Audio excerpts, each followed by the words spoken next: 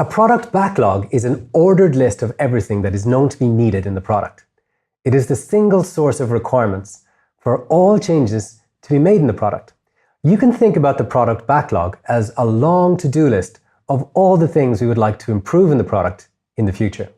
Agile evangelist and author Jeff Patton created the concept of a story map or user story map. Story maps give us a way of creating a visual version of the backlog that also lets us view how user stories are linked to the activities and tasks that our users want to do.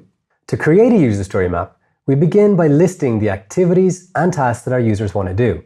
Let's say that you want to arrange a holiday.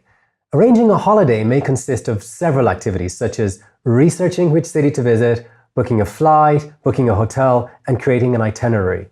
Each of these activities breaks down even further into a set of tasks. The activity, booking a hotel, could involve the following tasks: searching online, making a short list of hotels, comparing prices, and paying with your credit card. Once we've made a list of all activities and tasks, then we order our activities tasks in a horizontal fashion from left to right to represent the chronological order in which users do them in real life. Then we take the user stories from our backlog and place each user story underneath the task which it is most related to.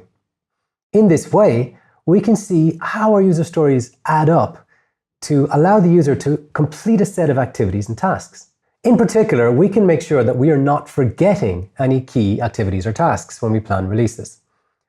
We don't want to build the wheels, the roof, and the engine of a car and release it without brakes.